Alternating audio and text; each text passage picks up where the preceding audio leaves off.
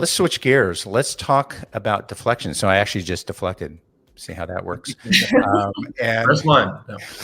Boom. Irony. So deflection and containment are really a big part of the conversation that pertains to self-service. And it's probably one of the areas where organizations are working through a process of how they're going to grow their business, how they're going to handle that customer load, the amount of agents that are needed to support that. And so now there's this blend of human agent, digital, intelligent virtual agent construct. And so deflection is part of a process of the customer journey, and it takes a lot of inspection. And I know that because your solution is omnichannel, AI-based, it has self-service componentry within it. Maybe you can unpack a little bit about maybe the top 3 or 4 deflection techniques and show that as well, giving our audience a sense of what you can do directly with the platform. Well, maybe I'll start, Vicky, and then you want to show. So, I mean, I think one scenario that I think always blows people's mind is we have a high-tech client, and inside their contact center, they actually purposefully drove up hold times because culturally you have to shift your customers as well. Right. They drove up hold times, not to have them be dissatisfied, but to encourage them to be deflected into a digital channel, which, as I described before, is not only more affordable, but it actually can be a higher level of customer experience. And usually once someone, an individual customer moves to a digital channel, they'll do that in the future as well. They have a positive experience and they're like, oh, that's so much faster, so much better. I got what I needed. And then they'll leave the entry being first for phone. And they'll just switch to digital. And will Sprinklr manage those preferences around the customer? So as the customer makes choices in their digital path, that it now knows the preference of this individual coming in and might even drive a faster routing of the resolution. Yeah, our routing rules are not just determined by some skill set or preferential, grid, if you will. But we've also, because AI is everywhere, we've also adapted our AI to be able to do some smart routing and smart pairing as well. So it's going to find the right channel or the right person based off of historical and predictive assignment. Nice. And to paint that picture a little bit more, if we're thinking about what do we mean by offering up another channel so that they can switch to a digital channel? So say, for example, you call into a, let's say a pharmacy. You call into a pharmacy and you have the options to press 1 to refill a prescription, press 2 to change your address on file, press 3 to talk to an agent. So you might, one way that we're thinking about the self-service or the deflection is through this IVR. So pressing those buttons. So you could press 1 to actually refill your prescription, do the entire interaction all through that IVR. You could press 3 to talk to an agent. You might get a notification saying your whole time is 21 minutes. You don't want to wait for that. Yeah. So another option could be, do you want to switch over to SMS? Do you want to switch over to WhatsApp, for example? And you have that option to continue the conversation with an agent on that live or on the live chat on the SMS. Incredible. Yeah.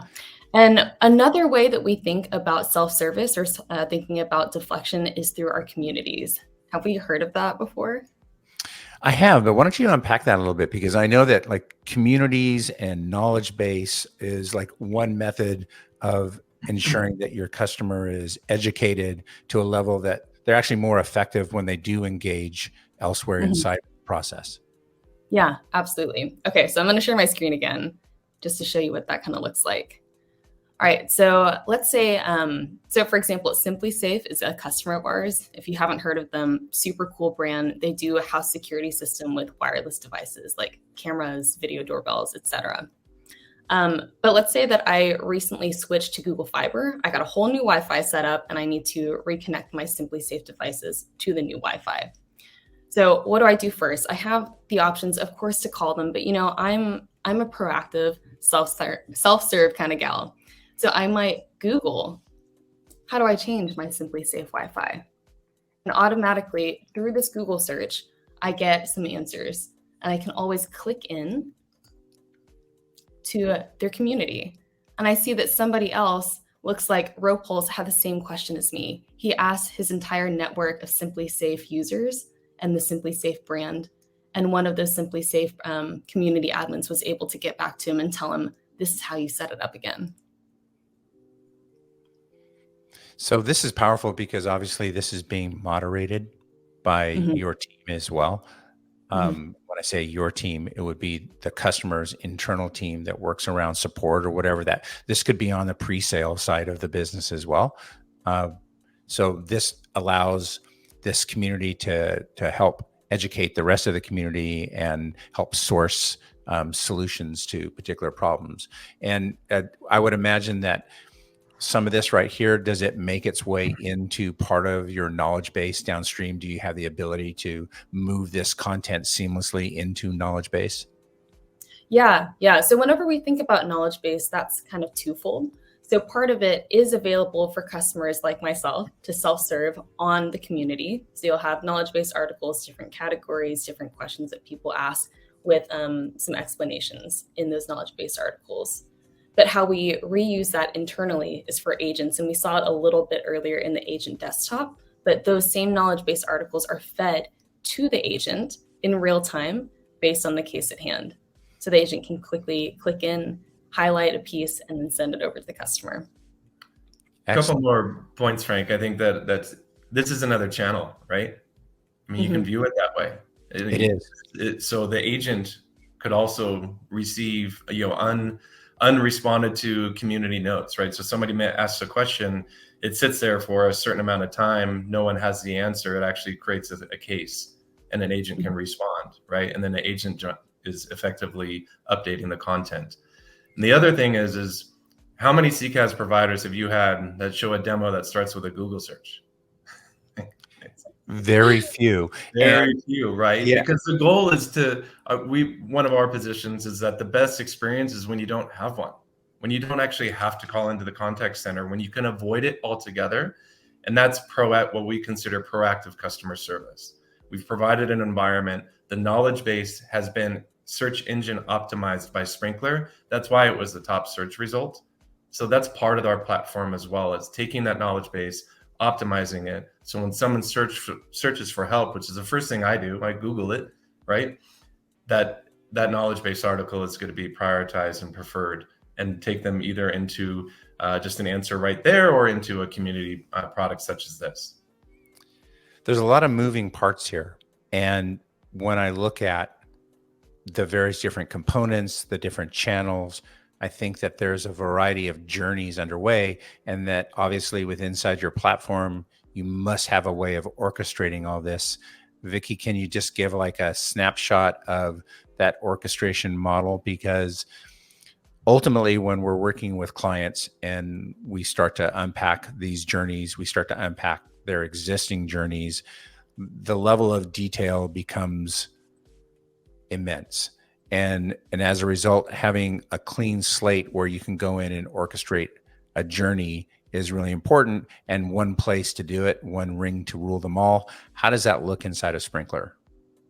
Yeah, so a lot of that does come together. If we're thinking about that proactive customer experience, one way that we can orchestrate or bring all these different channels together to make sure we meet their channels or meet customers on their channel of choice is through our journey facilitator.